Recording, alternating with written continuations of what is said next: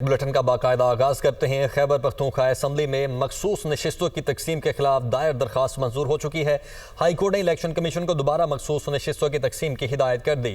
High court ने 2 सफ़ात पर मुश्तमिल मुख्तसर तहरीरी फैसला जारी कर दिया है और हाईकोर्ट ने इलेक्शन कमीशन का मखसूस नशिस्तों की तकसीम का फैसला कलअदम करार दे दिया है।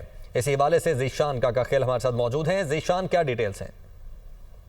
बिल्कुल, पेशावर हाई कोर्ट में मुस्लिम लीग नून की जानिब से मखसूस नशिस्तों की तकसीम के हवाले से दरख्वास्त दायर की गई थी और आज इस दरख्वास्त पर समाअत हुई थी। दरख्वास्त पर समाअत 2 रुकनी बेंच ने की, जिसमें जस्टिस सैयद अरशद अली और जस्टिस खुर्शीद इकबाल शामिल थे। जो फैसला महफूज किया गया था, अभी जो है वो महफूज फैसला सुना दिया गया है और 2 सफ़ात पर मुश्तमिल तहरीरी फैसला भी जो है वो जारी कर दिया गया है। अदालत ने इलेक्शन कमीशन को हिदायत की है कि जो मखसूस नशिस्तों की तकसीम की गई है वो गैर कानूनी थी, इसलिए उस फैसले को कलअदम करार दिया जाता है और ये हिदायत दी जाती है कि ये मखसूस नशिस्तों की तकसीम का जो अमल है इसे दोबारा जो है वो किया जाए और इसे आइन और कानून के मुताबिक जो है वो तकसीम किया जाए। अदालत ने फैसले में ये भी लिखा कि जो इलेक्शन कमीशन ने 22 फरवरी 2024 को फैसला सुनाया था ज़ीशान, बहुत शुक्रिया आपका। वफाकी काबीना ने 5 लाख टन चीनी दरामद करने का हतमी फैसला कर लिया है। वजारत ग़िज़ाई तहफ़्फ़ुज़ का ये कहना है कि चीनी की दरामद हुकूमती शोबे के जरिए की जाएगी। दरामद के लिए इंतजामात मुकम्मल फौरी अमल दरामद शुरू किया जा रहा है। चीनी की कीमतों में तवाज़ुन बरकरार रखने के लिए ये कदम उठाया गया है। दरामद का तरीका माजी से मुख्तलिफ और बेहतर हिकमत अमली की नुमाइंदगी करता है। माजी में चीनी की मसनूई किल्लत पैदा करके ख़जाने पर बोझ डालकर सब्सिडी पर इन्हसार किया जाता था। और वफाकी काबीना का 5 लाख टन चीनी दरामद करने का हतमी फैसला। वजारत ग़िज़ाई तहफ़्फ़ुज़ का कहना है कि चीनी की दरामद हुकूमती शोबे के जरिए की जाएगी। दरामद के लिए इंतजामात मुकम्मल कर लिए गए हैं। इसके साथ साथ वज़ीर आज़म शहबाज शरीफ ने ज़रई पैदावार में इजाफे और ज़रई इस्लाहात के लिए लाया अमल तलब कर लिया है। वज़ीर आज़म की ज़ेर सदारत ज़रई शोबे की कारकर्दगी और जारी इस्लाहात पर जायज़ा इजलास हुआ। शहबाज शरीफ ने कहा कि ज़रई पैदावार में बेहतरी, वैल्यू एडिशन और ज़रई मसनूआत की बरामदात में इजाफा अव्वलीन तरजीह है। जदीद ज़रई मशीनरी, मयारी बीज, फसलों की जोग्राफियाई मनसूबाबंदी लाया अमल तलब किया गया है। किसानों को कर्जों की फराहमी के लिए इकदाम का मनसूबा पेश किया जाए, जबकि ज़रई अजनास की पैदावार में इजाफे के लिए तहकीकी मराकज़ को मज़ीद फ़ाल बनाया जाए और ज़रई तहकीकी मराकज़ में पब्लिक प्राइवेट पार्टनरशिप के तहत जदीद तहकीक को यकीनी बनाया जाए। और जनाब जस्टिस सरफराज डोगर ने chief justice Islamabad high court के ओहदे का हल्फ उठा लिया है। सदर मुमलिकत आसिफ अली जरदारी ने chief justice Islamabad high court से हल्फ लिया। तकरीब में चेयरमैन सेनेट, वफाकी वज़रा और जजेस की शिरकत।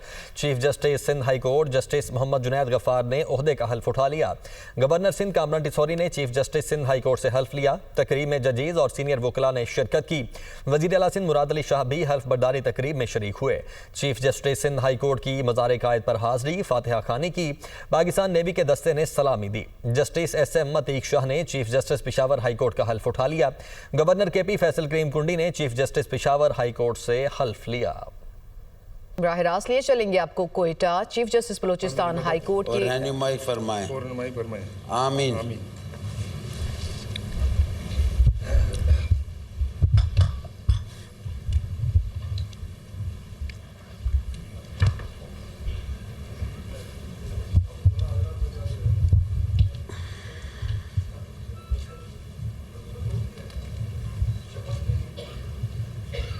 में ये तकरीब जारी है, जिसके मनासिर आप अपने टेलीविजन स्क्रीन पर देख रहे हैं। जस्टिस रोजी खान हैं chief justice Balochistan high court. अपने ओहदे का वो हल्फ उठाएंगे। उसी सिलसिले में ये तकरीब इस वक्त जारी है।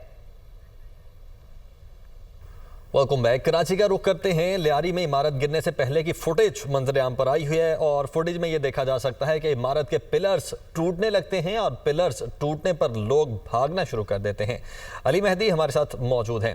अली, ये एक वीडियो सामने आई है जो इस वक्त हम भी देख रही हैं। ये कैसे फुटेज मिली है? किसी CCTV कैमरा की है या किसी ने बनाई है? इलाके बगदादी में 5 मंजिला इमारत जमीन बोझ होने से कबल की ये वीडियो सामने आई है, जो अहले मोहल्ला की जानिब से अलल सुब जो है बनाई गई। वीडियो में जा सकता है कि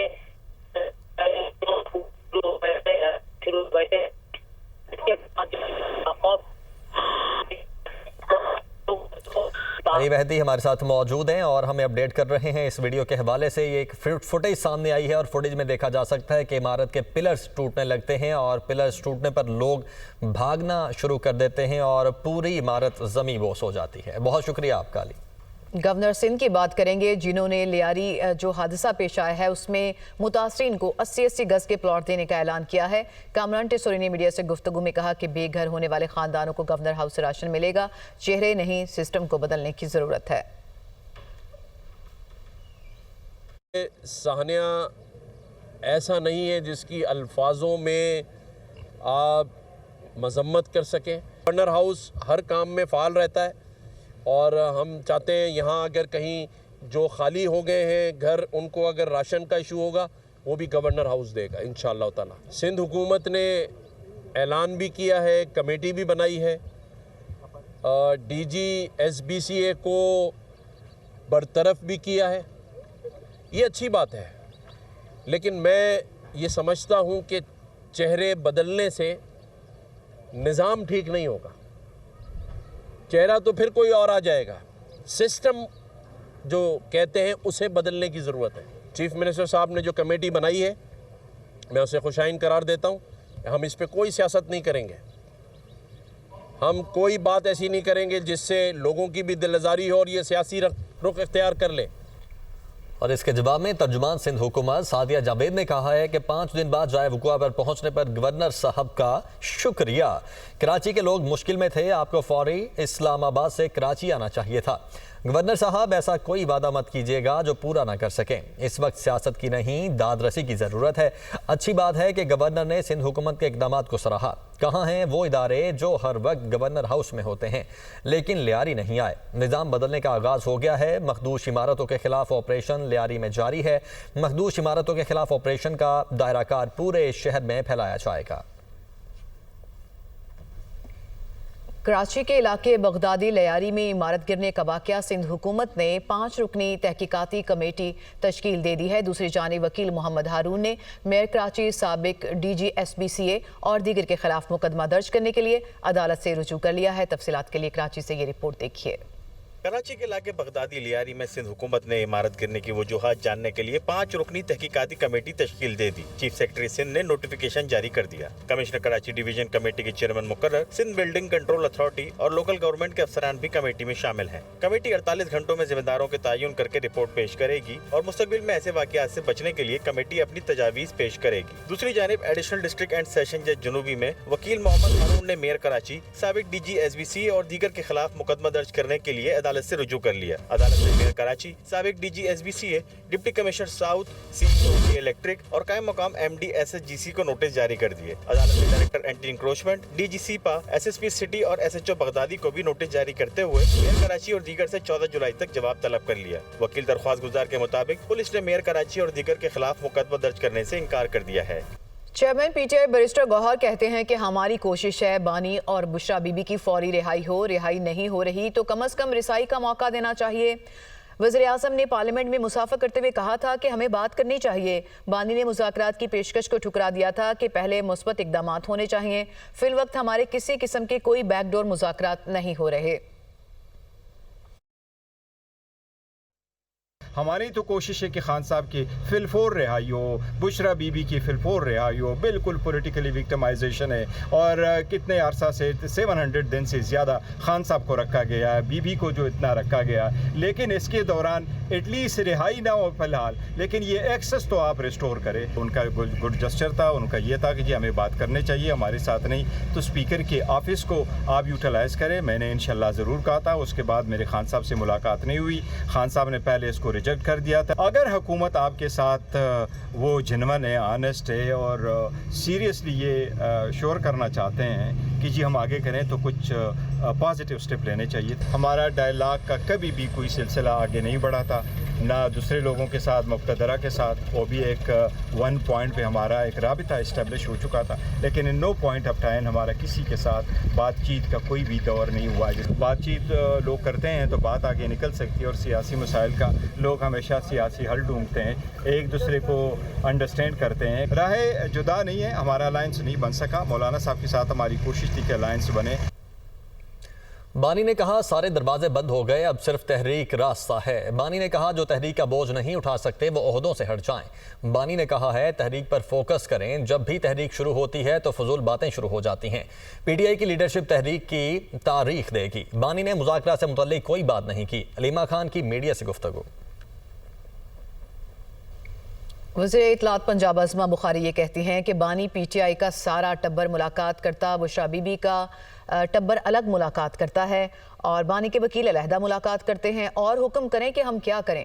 मतलब क्या जेल में एक जलसे का इंतजाम कर दें, जलसे में बानी पीटीआई जेल से खिताब फरमा सकें और शौक पूरा फरमा लें। अज़मा बुखारी का अलीमा खान से सवाल। अज़मा बुखारी मजीद कहती हैं कि लाहौर ट्रैफिक पुलिस ने वज़ीर आला के बेटे का चालान करके कानून की हुक्मरानी का सबूत दिया। पंजाब में अब कानून सबके लिए बराबर है। मासी में एक खातून अव्वल के बेटे का चालान करने पर पाकपतन के वार्डन से डीपीओ तक तब्दील कर दिए गए थे। पंजाब में 24 घंटे के दौरान बारिशों के बायस नुकसानात की रिपोर्ट जारी। बारिश में मखदूश और वसीदा मकानात गिरने के बायस नुकसानात रिपोर्ट हुए। तर्जमान PDM में पंजाब के मुताबिक मुख्तलिफ हादिसात में 7 अफराद जाम बहक और 7 जख्मी हुए। रावलपिंडी में बोसीदा इमारत गिरने से एक बच्चा जाम बहक हुआ।